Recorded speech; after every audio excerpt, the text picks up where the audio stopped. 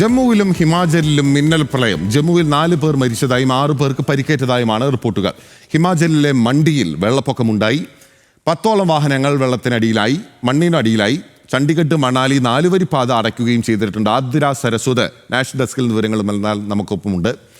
ആതിര, എത്രത്തോളം രൂക്ഷമായിട്ടുള്ള ഒരു കാലാവസ്ഥാ പ്രതിസന്ധിയാണ് അല്ലെങ്കിൽ ഒരു ദുരന്തമാണ് അവിടെ ഉണ്ടായിട്ടുള്ളത്? അവിടെ രക്ഷാപ്രവർത്തനം ആരംഭിച്ചോ ആതിര?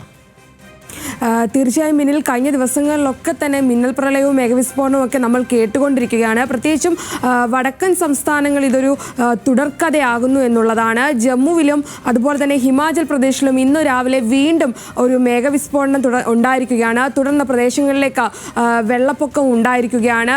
ജമ്മുവിൽ കത്തുവിലെ രാജ്ബാഗ് ജോത്ഘാട്ടി പ്രദേശത്താണ് ഇത്തരത്തിലൊരു ദുരന്തം ഉണ്ടായിരിക്കുന്നത്. 4 പേരാണ് മരിച്ചതായി റിപ്പോർട്ട് പുറത്തു വരുന്നത്. 6 പേർക്ക് പരിക്കേറ്റിട്ടുണ്ട്. സ്ഥലത്ത് രക്ഷാപ്രവർത്തനം തുടരുകയാണ്. ഉൽസ് നദി പോലെയുള്ള വടക്കൻ നദികളിലൊക്കെ ജലനിരപ്പ് ഉയരുകയാണ്. അപകടകരമായ രീതിയിൽ ജലനിരപ്പ് ഉയർന്നതുകൊണ്ട് തന്നെ പ്രദേശത്ത് താമസിക്കുന്നവരെ മാറ്റിപ്പാർപ്പിക്കണമെന്ന് ജില്ലാ ഭരണകൂടം നിർദ്ദേശം നൽകിയിട്ടുണ്ട്. അതുപോലെ തന്നെ മുഖ്യമന്ത്രി ഒമർ അബ്ദുള്ള അനുശോചനം അറിയിച്ചിട്ടുണ്ട്.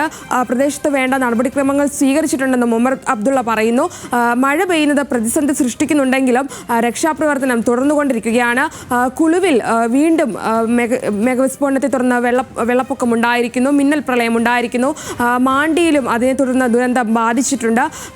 ടക്കോളി മാർക്കറ്റിൽ വൻ നാശനഷ്ടം ഉണ്ടായിരിക്കുന്നു. 10ഓളം വാഹനങ്ങൾ മണ്ണിനടിയിലാണ്. അവിടെയും ഇത്തരത്തിൽ രക്ഷാപ്രവർത്തനം തുടർന്നുകൊണ്ടിരിക്കുകയാണ്. നിരവധി വീടുകൾക്ക് കേടുപാടുകൾ സംഭവിച്ചിട്ടുണ്ട്. 300-ലധികം റോഡുകളാണ് നിലവിൽ മാണ്ടിയിൽ ഹിമാചൽ പ്രദേശിൽ അടച്ചിട്ടിരിക്കുന്നത്. അതിൽ ഏറ്റവും കൂടുതൽ റോഡുകൾ അടച്ചിട്ടിരിക്കുന്നത് കുളുവിലാണ്. നിലവിൽ ചണ്ഡീഗഡ് ദേശീയപാതയും ഇപ്പോൾ അടച്ചിട്ടിരിക്കുകയാണ്. നിരന്തരമായി മണ്ണിടിച്ചിൽ ഉണ്ടാകുന്നത് ഗതാഗതത്തിന് ഭീഷണിയായി തുടരുകയാണ്. ബിനിൽ, ഓക്കെ, ശരി. ആതിര സരസ്വതാണ് വിവരങ്ങളുമായി നാഷണൽ ഡെസ്കിൽ നമുക്കൊപ്പം ചേർന്നത്. 4 മരണമാണ് ജമ്മുവിലെ ഈ മിന്നൽ പ്രളയത്തിൽ ഇപ്പോൾ റിപ്പോർട്ട് ചെയ്തിരിക്കുന്നത്. 6 പേർക്ക് പരിക്ക് ഉണ്ട് എന്നുള്ളതാണ്. ഇപ്പോഴും അവിടുത്തെ പ്രതികൂല കാലാവസ്ഥ തുടരുന്ന സാഹചര്യം കൂടിയാണ് നിലനിൽക്കുന്നത്. ഹിമാചൽ പ്രദേശിലും മിന്നൽ പ്രളയവും വെള്ളപ്പൊക്കവും ഉണ്ടായിരിക്കുകയാണ്.